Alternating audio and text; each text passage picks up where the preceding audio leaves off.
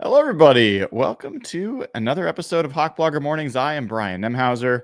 You can find me on Twitter and on Instagram at Hawk Blogger, and it is time.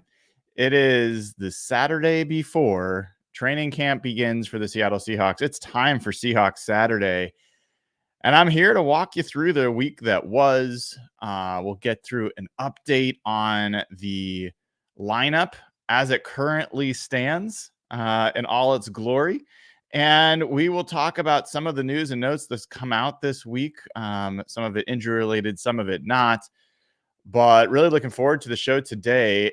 Also, you should know tomorrow we are bringing back the crossover pod. It is time. We will have Jeff Simmons. We will have Griff Sturgeon. Looking forward to that conversation. I'm hoping I can convince the guys to do a 53-man roster prediction comparison. We'll see if we're all on the same page or not. That'll be great. I am due to have Danny Kelly on this show coming up on Tuesday morning. That will be great. Gonna have Mina Kimes coming up on the show. So that's also coming up this week.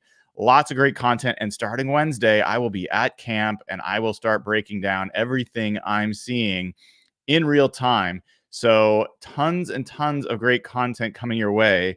Now's the time to click like, click subscribe, join the party, become a YouTube member, become a Patreon member. The links are in the description of the video. And this is going to be a group that you're going to want to be part of coming into this season. Lots of great stuff. So really excited about real Seahawks, real football stuff starting to trickle in to our lives this past week, and really will start amping up into next week. I wanted to also, before I forget, wish Dana O'Gorman a happy birthday today. Find her on Twitter at Dana OG. Wish her a happy birthday. Tell her I sent you. And she's been a great member of our crew, brings a lot of different perspective than some of the curmudgeonly emotional stuff we get from myself and Evan and others. So it's been great having her for years, and make sure she feels great on her birthday today. Beautiful hot day in Washington. It's going to be upwards of 90 degrees. So, don't know. Hopefully you can find some shade, find some water, enjoy yourself on this Saturday, because it is a beautiful one. So let's on that note, let's get started. A lot to cover today. One of the things I want to try to do, we'll see how this goes. I'd like to use these Saturdays to kind of recap where things have gone during the week, any news, and also reset the lineup. So the fact of the matter is, we all do it. We all think about, okay, the Seahawks are going to look like this when the season starts. And we assume full health. We assume everything is going exactly the way we want it to go. And the reality is, right now, this particular week, given what the injury situation is, the lineup is not exactly what most of us would like it to be. And so I wanted to take some time to set what is the Seahawks lineup as of now. How are we looking with that lineup right now? I also want to do an odds check. In fact, I think we'll start with an odds check about where the Seahawks are with various odds and various sites, because a lot of folks are starting to come out with their early predictions. Colin Cowherd has the Seahawks finishing third in the NFC West. If you didn't see Bootleg Football's preview, highly recommend it. Great show, good conversation, a lot of good insights into Mike McDonald. They had a ceiling of 11 wins for the Seahawks, a floor of 8 wins.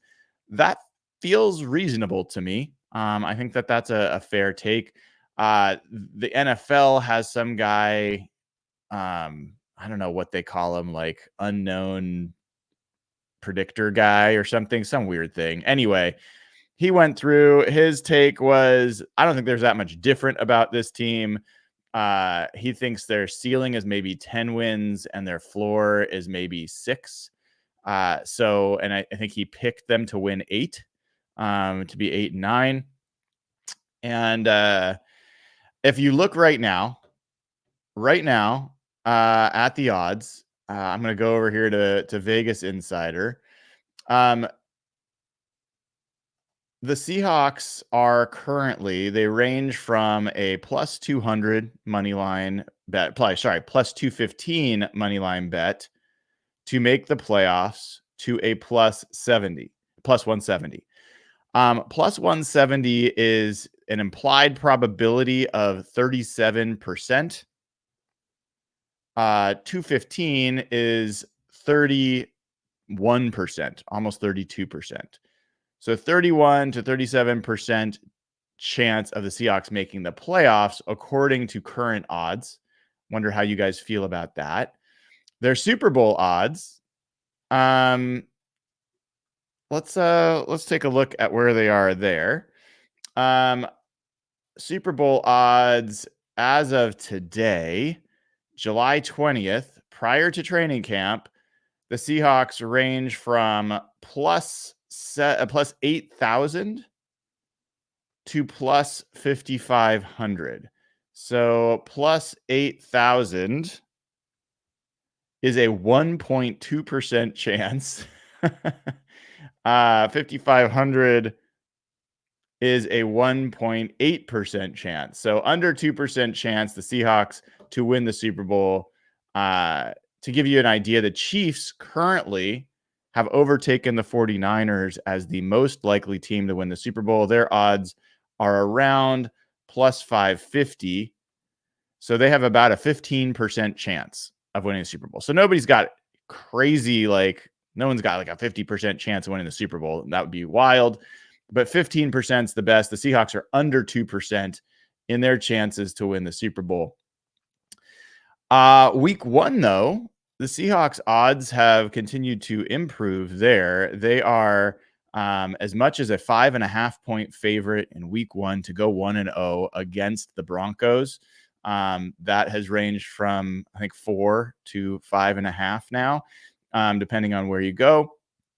And win totals. Let's go back to win totals. Last I looked, it was 7.5. This was published 2 days ago.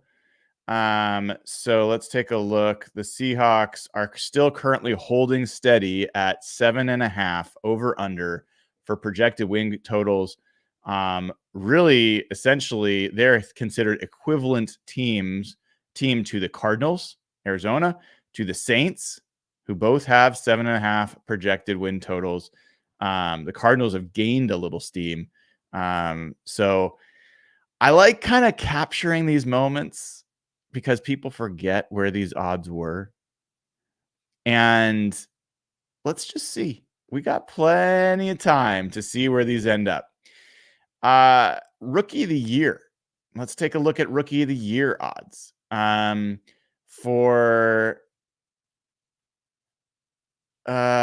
they have anybody for defense? Okay, there we go for defense. Byron Murphy is currently plus 13. Well, he ranges his overall is plus 1,300. Ranges from plus 1,000 to plus 1,500. He is just ahead of Cooper DeJean, who has a plus 1,600 odds. So right now, Dallas Turner is the favorite, plus 400. Latu is second with plus 500. Kenyon Mitchell's plus 1,100, as is Terrion Arnold. Jared Verse for the Rams, plus 1,100. So pretty much every player that was drafted after Byron Murphy, other than Latu, who was drafted before him, every one of these guys is favored over Byron Murphy right now to win Rookie of the Year. Let's check out some other odds. Coach of the Year. Coach of the year. What are the odds for coach of the year as of July 17th? Mike McDonald is sitting at plus 2,000. That feels like an interesting, that's about a 4.7% implied odds chance of winning coach of the year. Currently, Matt Eberflus, of course, with what's going on in Chicago, he's plus 900. Jim Harbaugh is next. Raheem Morris at plus 1,000.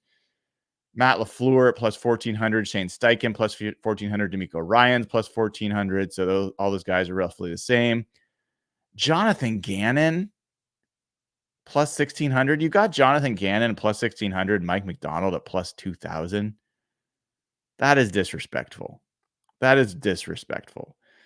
Yeah, so that's a pretty long list of guys ahead of Mike McDonald.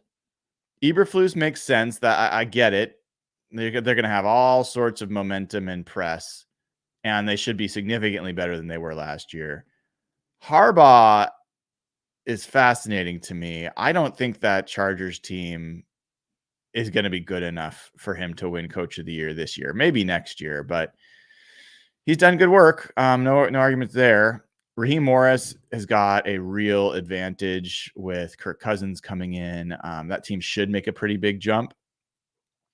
LaFleur with the Packers makes some sense. I really do like that roster and like what they've done. But Jonathan Gannon kind of sticks in my craw a little bit. I'm not a huge fan. I did think that they played hard last year, but that roster is not good. The defense specifically is not good. So interesting seeing some of these odds. I think let's take a look.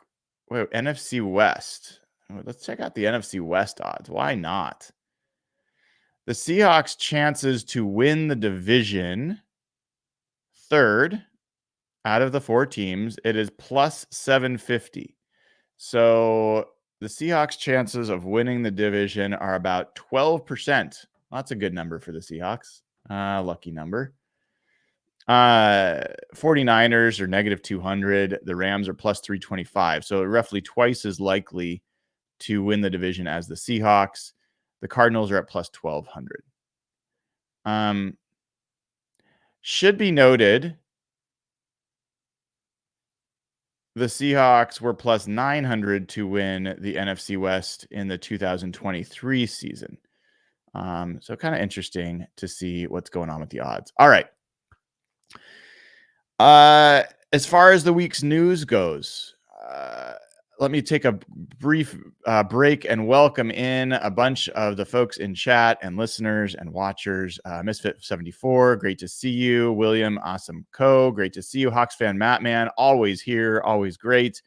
Jackson Shore says good morning. Good morning, Jackson. Jeffrey 4, welcome. Hawks fan Matt Man also not pleased. Says nobody knows nothing regarding some of the odds and some of the predictions we are hearing and that I went over. Great to have you all. Make sure you give the show a like and click subscribe. Okay, so news of note for this week. The biggest news relative to the Seahawks was the injury list that came out, PUP and NFI, and there were 12 players. Unfortunately, I did a whole show where I kept saying 11 players. I wish it was just 11 players. They had 12 players on PUP and NFI, 7 on PUP, 5 on NFI. Those players were Abe Lucas, Jerome Baker, Tyrell Dodson, Drake Thomas, Cameron Young, Lance Boykin, Jarek Reed were the PUP guys. NFI were Anthony Bradford, DJ James, Nehemiah Pritchett, D. Williams, and Easton Gibbs. So that's 12. Let's count now, Brian. 5 plus 7 is 12. Okay, good. We got that. But I think I must have just known. I had a prescient thought that it was really going to be 11 because D. Williams, the undrafted free agent, kick returner, punt returner, passed his physical yesterday, so he is no longer on the NFI. He will come off the NFI list. They are down to 11 players on this list. As I mentioned in my show on the injury situation, the Seahawks, this is a pretty unprecedented number of players to start training camp on that list. Considering 11 out of 90 players on the roster are unavailable, that's a large number. Last year, the Seahawks had 7 players on the POP or NFI. They have not had more than 1 player on the NFI list in the prior 3 years. They had 5 players to start this time. And while everyone's telling us, don't worry, and they're going to point to the D. Williams activation one day later as evidence of why not to worry, which is valid, we don't know until we know. We don't know until we know. So let's wait and see what we will find come the first conversation, the first time Mike Macdonald does a press conference for training camp. And we'll find out. Hopefully these are not big deals, but it's still it's still meaningful until we find out for whatever reason that it's not. So worth keeping in mind, again, the injury situation, which, by the way, will directly impact what I'm going to show you in a second, which is the current lineup situation for the Seahawks. All right. Other news, other things to check on if you haven't done this. I mentioned the bootleg football preview for the Seahawks. That was like an hour and a half or so. Really good listen, good stuff. I'm going to try to get either one or both of those guys on this show. We'll talk about it. Some good insights into Mike Macdonald and how he runs his defense and why they're so bullish on what he's going to do. You know, they generally said it is very reasonable to expect this defense to make a 15 spot at least jump in yards and points against, which actually aligns pretty closely to what I found when I started looking at some of the coaching changes last year, the biggest jumps in points allowed for different teams and yards allowed for different teams. You're talking about teams like the Panthers. You're talking about teams like the Vikings. You're talking about teams like the Texans. What were the things that were the common thread between those teams that made the biggest jumps on defense? It was new defensive coaching. You know, Brian Flores in Minnesota, Ajira Evero in Carolina, D'Amico Ryans in Houston, all really upped the level of their defense. And so when you hear these guys on the NFL or wherever saying, I just don't see much of a difference in the Seahawks team, I just kind of squint and say, like, you don't know what you're talking about. The biggest change, one of the biggest changes in the entire NFL happened right here in Seattle when Mike Macdonald took over this team, and his ability to impact that defense. Look, I'm telling you right now, if the Seahawks, if predictors knew the Seahawks defense was going to be in the top half of the league in points allowed, yards allowed, nobody would be predicting 7.5 wins. Every odd I just gave you would dramatically improve in the Seahawks' favor if you knew right now that they were going to be a top 15 defense. That's not even saying a top 10 defense, just a top 15 defense. So, you know, that's where it's at. But really good show. There are a lot of one-on-one shows, interviews with King 5. Paul Sylvie is doing some sit downs he has one with Geno Smith, one with Boye Mafe. I think he's got one with Uchenna Nwosu. Watched one with JSN. I got to say, JSN, I love him as a player, love him as a guy. He's got some work to do on his presence in interviews. He is not quite there yet in terms of really presence and you know, demonstrating a lot of confidence and articulation of what he's thinking. But it was a long 7 minutes, I'll tell you that, listening to that interview. The Geno interview was pretty good. he once again clarified that he did not say, "Oh my God," when Aaron Donald was coming through the line. The funny thing about that whole story is I don't know why that's a big deal anyway. I Even if he had said it, like, I don't know. It just he specifically was like, "That's not me. I'm not gonna say who said it, but it wasn't me. But I don't want that on my legacy." I'm like, uh, okay. Anyway, I don't really get it. I mean, it didn't seem like that big of a deal to me either way. But he clarified that. Uchenna Nwosu had some good comments about Mike McDonald's defense, more of what we've heard around, hey, this is going to be a complex defense where people are going to be moving around. You're not going to know where people are. He did make reference to the fact that the team's learning it, but people are doing pretty well.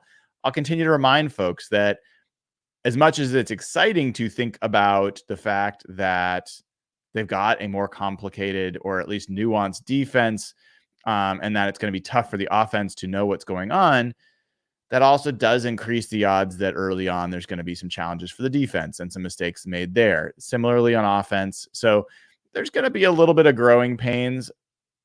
If you've been watching my preview shows where I'm previewing Seahawks opponents, I am through week 3. I've done the Broncos, I've done the Patriots, and I've done the Dolphins.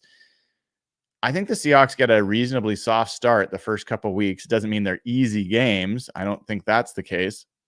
But defensively, I think that they are in pretty good spot those first 2 games. I don't think that the Denver offense is particularly dangerous. Doesn't mean it's going to be terrible, but I don't think it's particularly dangerous relative to other NFL teams. And it's at home. Rookie quarterback. There has never been a rookie quarterback to get his first start in week 1 on the road in Seattle. It's never happened before. It's looking like that will happen with Bo Nix this year. The last time a rookie quarterback got his first start at any week during the season in Seattle, first start in the NFL as QB, happening on the road in Seattle. Last time that happened was 1989 with Billy Joe Tolliver. So it has been a very, very, very, very, very, very long time since a rookie quarterback has got his first start in Seattle. So I think they get a good soft landing there. And then the New England offense, I think, is a mess, an absolute mess. The defense is very good, but I think the Seahawks defense is having as, I wouldn't say easy, I'm hesitant to say easy, but as gradual of a start to the season, as soft of a start to the season as you could hope. So there's at least going to be a few weeks, hopefully, where the Seahawks can kind of grow into this defense that they're playing. It also could be some fool's gold those first 2 weeks where maybe players, fans get a little overconfident about how they come out of the gates. Everyone starts believing in it. And then you got Miami coming to Seattle week 3. That's no easy task. They will have to be on their P's and Q's in that. I was actually rewatching the Ravens-Dolphins game from last year where the Ravens ended up boat racing the Dolphins. And the Dolphins looked pretty good in that first half. They were moving the ball against that Ravens defense. If not for a absolute terrible drop from Tyreek Hill wide open in the end zone for a touchdown, they would have had even more points in that first half. Their tight end was making some plays, a lot of plays up the seam. So I am curious to watch this Seahawks team, this defense. We all came to know where the holes commonly were for that Pete Carroll defense over the years. How many times did we get annoyed when teams would throw the ball underneath on 3rd and 7 and run it for the first down, or the zone would drop behind the 3rd down marker in the middle of the field. Like, there was a lot of these things that were just kind of commonly understood about weaknesses. We're going to find every defense has specific weaknesses. I'll be curious. It looks like the seam might be one of the areas of challenge for Mike McDonald's defense. No defense is perfect. Even the LOB, I remember during those seasons when I was covering the team and I'd write it up, the fans were freaking out, so annoyed about Matt Schaub destroying that defense for, hundreds of yards in the first half. And, over, I think 450 yards in that game years ago. Great comeback. Richard Sherman's shoe fell off, returning an interception. But defenses are going to have games where they give up yards. It's just part of it. It's more about how hard is it, how consistent is the defense, and being able to limit teams, and really like what are teams able to do against your defense relative to league average. Does this defense act as a actually suppressant to your offensive statistics, or does it act as an accelerant? I did a bunch of detailed work on that LOB defense during that run, and the Seahawks were like 2.5 to 3 standard deviations below league average in almost all major categories. So they just were, for their time, very different. Will be interesting to see what that looks like for the Seahawks this year. All right, let's keep going. Let's get into the lineup as it would be right now. Okay. Going to jump in and I will share what the offense would look like. I can see that I am currently over a part of this. So let me put myself in the top corner. Hopefully that's a little bit better. This is the state of your Seahawks offense. If we were to play a game today, given the injury situation. Okay, so what we're going to do is I'm going to go through the lineup on both sides of the ball. I'm kind of assuming a 3 receiver set, most common set. I'm not going to go through all the different 2 tight end, all that kind of stuff. I could, and maybe I will grow into doing that on these check-in days. But as of now, I'm going to do it, at least on offense, just your basics. So I've got Kenneth Walker as your lead back, Geno Smith as your quarterback, your receivers, DK Metcalf, Jackson Smith and Jigba, Tyler Lockett, Noah Fant, your lead tight end, George Fant, the Fant brothers on the right side of the line. They're not brothers. They're not related, but they're both named Fant, and they will probably be next to each other a lot if this is the case with the current injury situation. McClendon Curtis as your right guard, Olu Oluwatimi as your center, Laken Tomlinson as your left guard, and Charles Cross as your left tackle. So this is the reality, folks. You might want to say, well, wait a second, we don't know, and Abe Lucas will be back, or Christian Haynes will win the competition, or. This is it right now. Your number ones. If you had to play a game today, this would be the offense that you trot out there. And there's a couple things that stand out for me. One is when I was putting this out there and like seeing George Fant, being able to put his name in there at right tackle. He is not a Pro Bowl right tackle. He's not like the best right tackle. I'm not going to make that argument. But he is an absolute passable starting right tackle. Like, you can run your offense. CJ Stroud had a pretty damn good season with George Fant at right tackle for them last year. He has played left tackle before. So like he is a good enough, like, and I want to say good, but I want to be realistic. He's a good enough player for you to start and to be successful with. McClendon Curtis, don't know. But, in a second, I'm going to give you what I have as rough grading, color grading for these different players. But that offensive line just jumps out, right? There's a lot of names that you either don't know how good they are, or you do know that they have not been great. There's not a single player where you're like, heck yeah, that guy's the man. And we're just going to keep coming back to that. We actually know more about George Fant as a tackle than we do about Charles Cross. And I say that because George Fant's in the, last few years of his career, we know who he is. Charles Cross is still hopefully ascending. If he is just the player he's been, we are not going to be the team we want to be. But there's still hope that this is a breakout year for him. We are going to find out. So as I kind of go through this, I put color grading on these different players. I'm curious where you agree or disagree. And this is not fine grade. This is not, getting into some crazy uh, rule based system. Um, I just went with kind of my gut on where I think guys are right now. This is kind of my feeling, how I'd feel about these guys. If we had to play a game today, here's my current feeling. Kenneth Walker, I think he's an above average starting running back. He may be a great starting running back. I don't think he's proven that yet, but I feel very good. I have no hesitation. I don't like wish someone else was there. Zach Charbonnet might push him, but either way, I would feel good about either of those guys. Geno Smith is your starting quarterback. For me, Green, solid Green. I feel very good about Geno being the quarterback. I feel very bullish on what he's going to be for this team. So I feel very good about that. I will note one of the things that NFL preview guy talked about that was a good number, a good stat.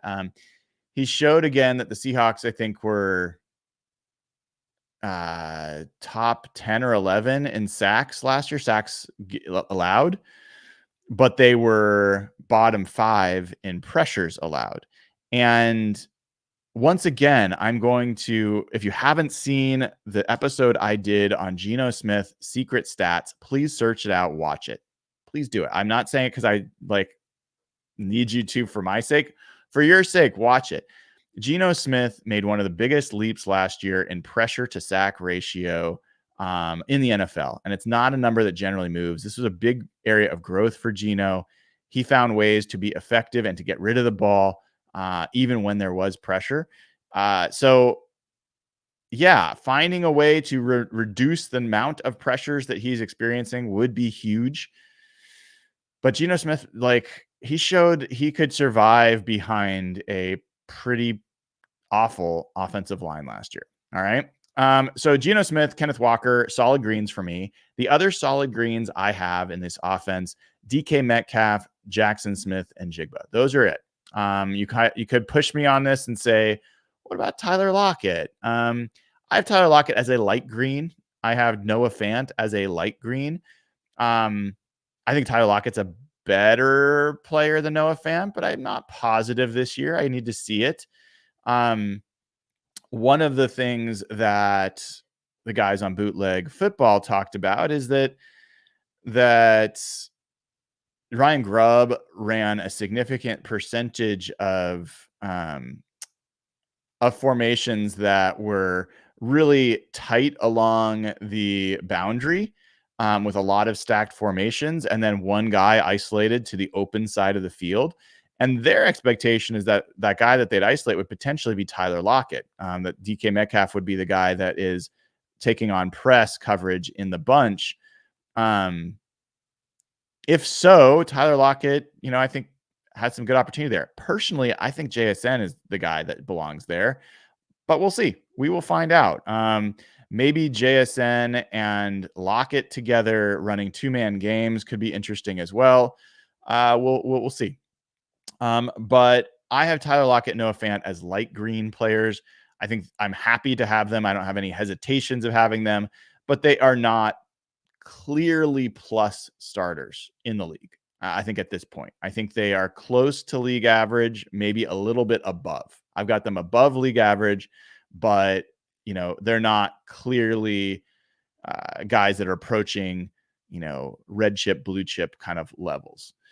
On the yellow grades, these are guys that I consider essentially league average starters. I have George Fant and Charles Cross, both as yellow for very different reasons.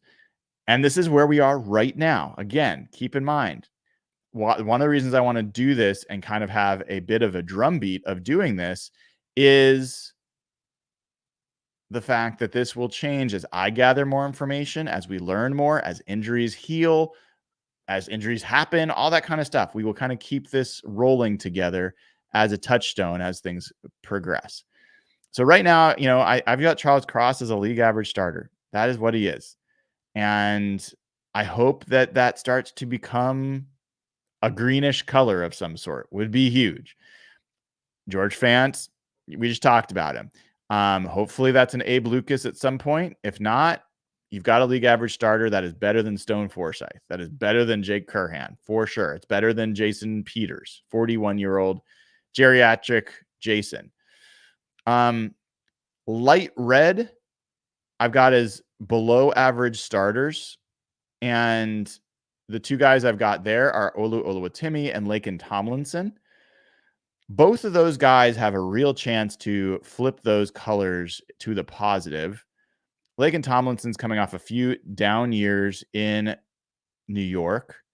It's still unclear how much of that is him just declining as a player, how much of that was playing with Zach Wilson as a quarterback and with the coaching staff that they've had. We'll see. I think he's in position to potentially take a step forward this year, maybe at least be a league average player. But we have to see it in action. Oluwatimi, we've got one start out of him. We have very few snaps. I am gaining confidence in him, but as of right now, if we're being honest, we got to say he's a below average starter because we don't have enough on him. He was not ready to be a starter last year, and we'll see. We'll see. So I think that's one that could change. The only guy that I've got is a solid red right now is McClendon Curtis. This guy was an undrafted free agent last year that the Seahawks signed off of another team's practice squad, kept on the roster, did not play, has been the number one right guard through minicamp and OTAs.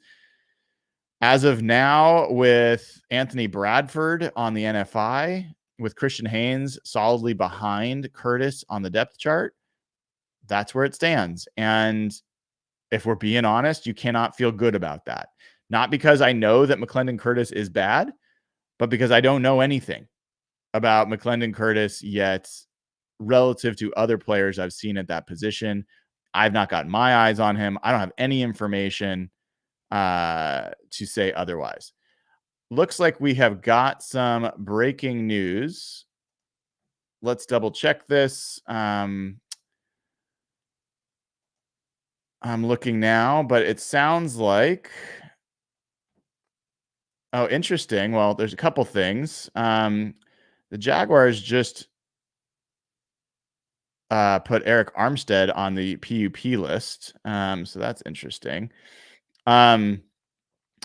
If we look for Anthony Bradford,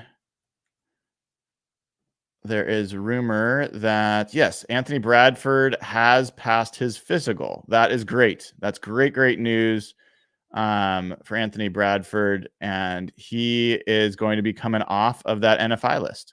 So that's great. It was odd to see Anthony Bradford put on the NFI list after he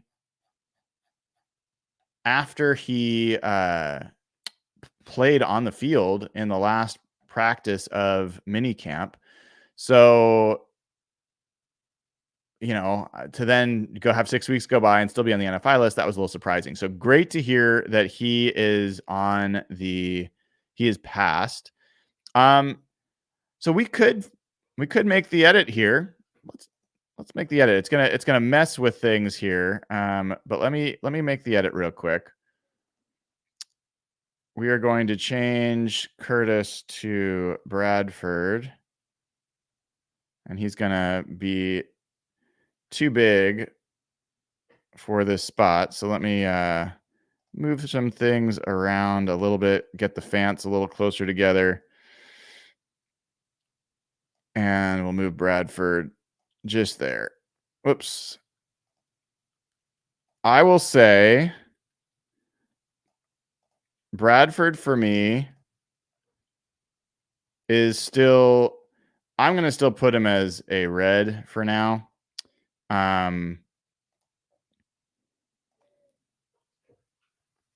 I think he was solidly below average starter last year. And until I see otherwise, I believe that he is still a below average starter. So that is a look at your offense. Where do you guys disagree with me anywhere on any of this? Do you have anyone that you feel better about, worse about? Again, the solid greens, Kenneth Walker, Geno Smith, DK Metcalf, JSN, the light greens, Noah Fant, Tyler Lockett. The yellows, league average, George Fant, Charles Cross.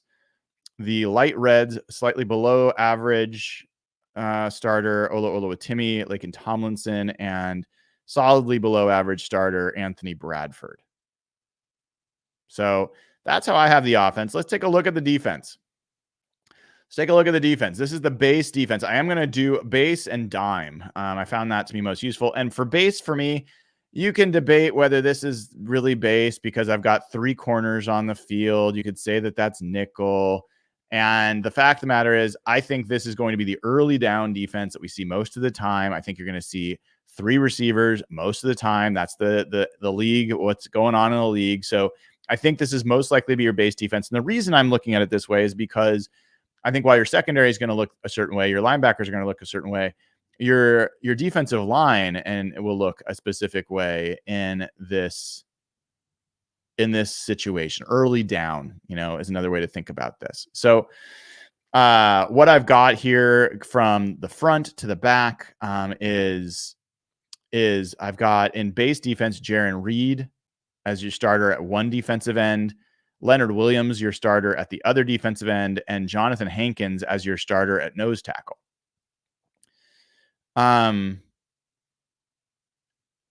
For outside linebacker, edge, I've got Draymond Jones, which not everybody will agree with, but I believe he will be the base down, running down defensive, outside linebacker, edge player. I think that's the reason that you want him in there is to be able to set the edge.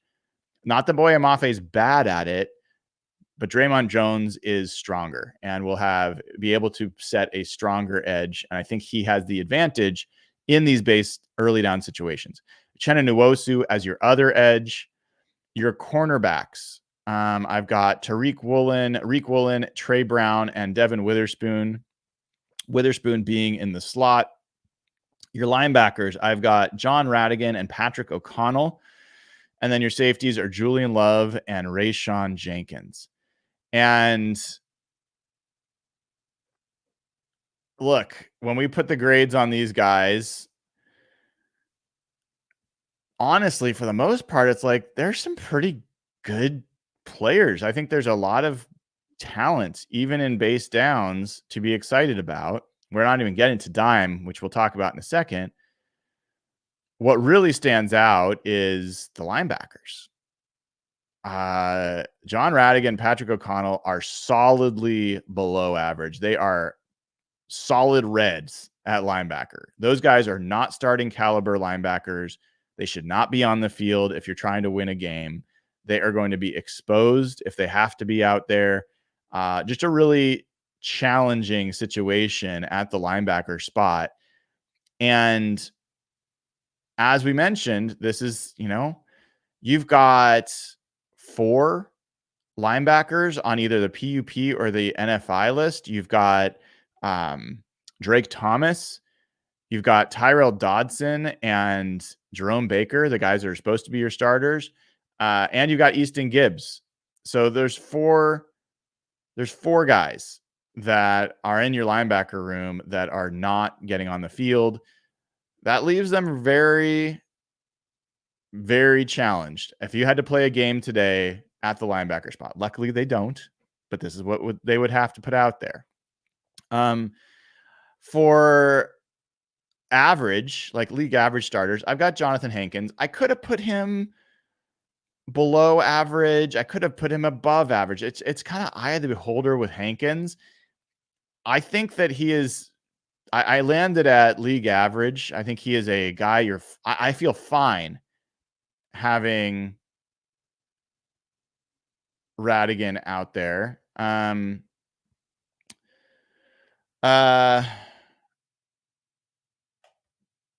yeah, I'm not thrilled about it. I'm fine with having him out there. Sorry, do I have too many guys on this field? I think I do have too many guys on the field. So let's do this real quick. This is what happens when you throw things together too quickly. let's quickly just make this Witherspoon, and I'll pull the nickel off so we can have the same conversation we were trying to have. Okay. And we'll drag this over here.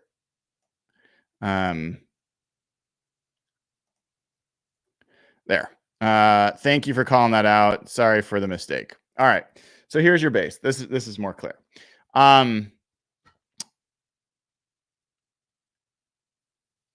I think as far as guys that are light green, I would say above average starters.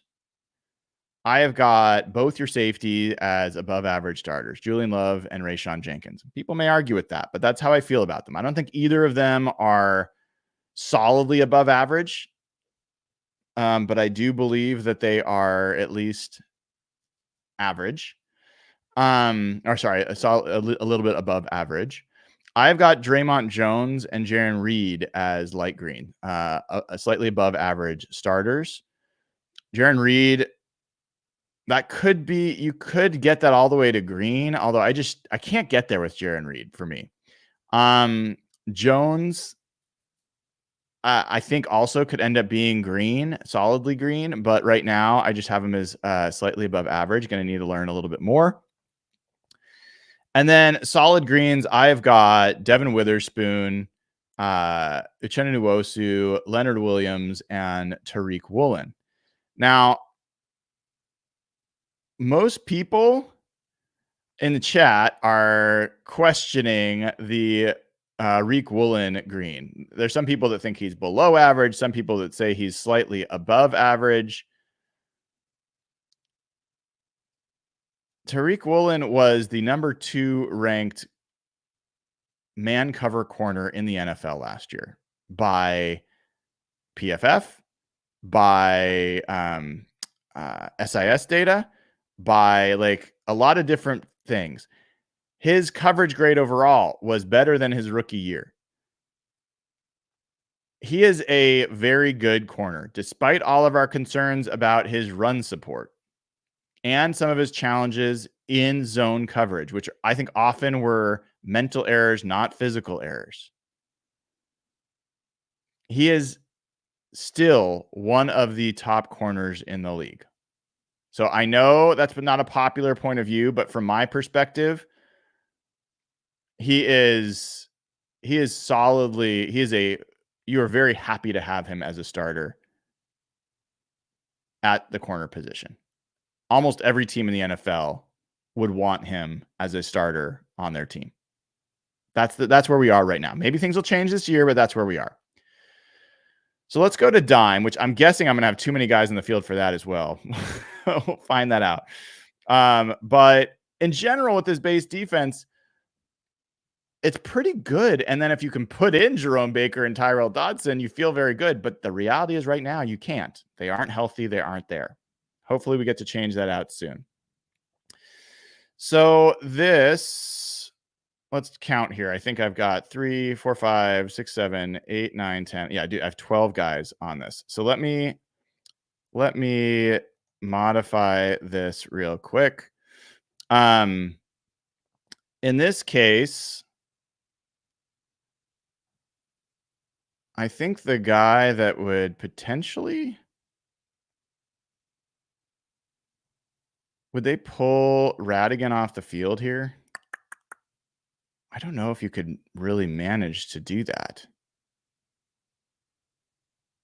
Would they? And I don't think they'd pull Nwosu or Mafe either. So I'm doing a 3 safety lineup. Let's go ahead and pull Radigan. Whoops. Let's pull Radigan off the field for this, and we'll move Love down. And we'll put Wallace back here. Okay. I don't know for sure, and I'm going to learn this at camp. But we're going to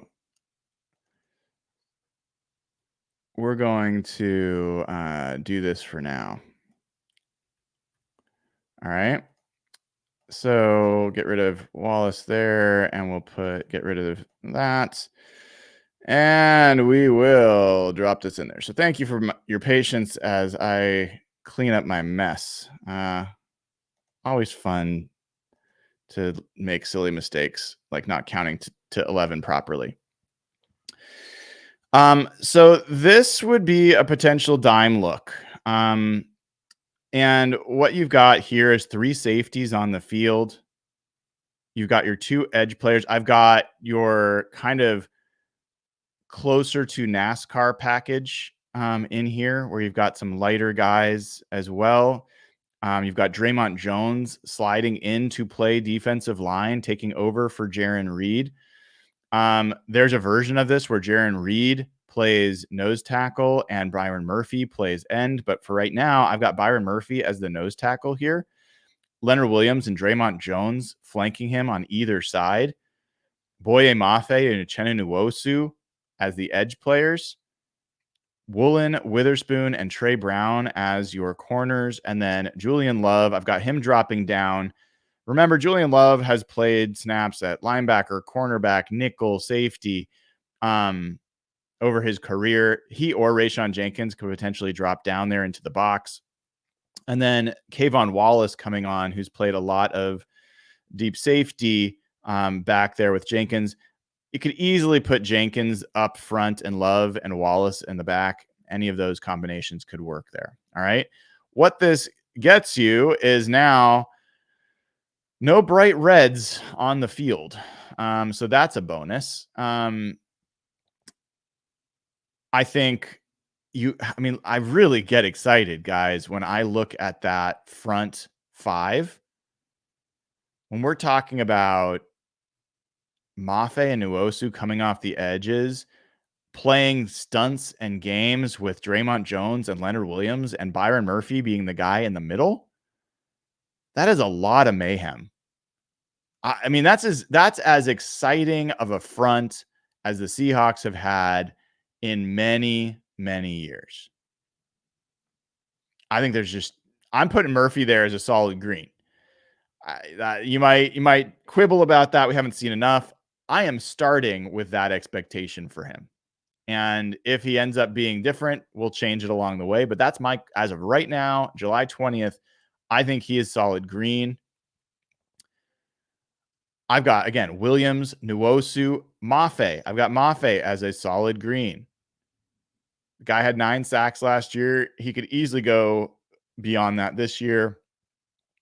You got Woolen, Witherspoon. So you've got 5 solid green, solidly above average starters on there. And the rest of the guys, Trey Brown, Draymond Jones, Julian Love, Kayvon Wallace, Rayshawn Jenkins, are above average. I think Kayvon Wallace, if I'm really being honest, I should probably put him around average. But like, if you look at the advanced metrics, he's an above average safety. For Cody Alexander and his rankings, his Havoc rankings, Wallace was ranked like 17th among all safeties. Like, it was quite good. So I'm going to stay with light green on him for now. There's a question from Hawks fan Mattman, one of our Clubber suite level members. And so I try to make sure I answer those questions real time. You can become a YouTube member. You should. It's fun. You get this little emblem next to your name. I see when you ask questions, and both during the shows and between shows. Be great to have you join. He says, is green the highest grade, or would you have blue chip for blue chip players? For right now, green is, I would say there is a higher level grade that I chose not to give anybody. And that would be blue chip. That would be someone who is the best at their position in the NFL, or one of like the top 3. I think there's guys that are in the mix to be that, but I don't have anybody yet that I would put as, not just a solidly above average starter, but an elite player, like elite of elite. So obviously we could get into that as time goes on, but for right now, I mean, how do you guys feel about this defense? I'll tell you that I felt pretty good. I like what this looks like. I like the idea of these guys playing for Mike McDonald. I do not like the linebacker position when we go back and look at that crew. That red is pretty ugly. When you look at the offense, how do you feel about the offense? That offensive line, we got a lot to learn. We got a lot to learn, but I don't feel great about it yet. I definitely don't. And so it was just helpful to kind of go through this and do it and get a feel for where things are right now. All right. Tomorrow I am going to be going over the Seahawks 53-man roster predictions with Griff Sturgeon, See Mike Spin Move on Twitter, as well as Jeff Simmons. Looking forward to the crossover pod to come back. That'll be 2:00 tomorrow Pacific time. As I said, we'll be having Danny Kelly from The Ringer on Tuesday. We'll have Mina Kimes on as well. So keep an eye out for upcoming shows. If you haven't already given the show a like and click subscribe, please do it. I really, really appreciate it. Means a lot when you guys take the time to do that, and helps other people find the show so we can keep growing this community. And patreon.com/hawkblogger. That is where you get the ad-free audio versions of this show every single day. All you got to do is join as a Patreon member, patreon.com/hawkblogger. You also get access to the Slack channel where people are talking and meeting all the time. We've had dozens of folks joining in the last few weeks, and I expect that to continue. So now is the time to join as a YouTube member. The link is in the description of the video. Great time to do that as well. All right, everybody, that is it for Seahawks Saturday. I am Brian Nemhauser. You can find me on Twitter and Instagram at HawkBlogger. This has been episode 118 of Hawk Blogger Mornings. Take care. Enjoy your Saturday.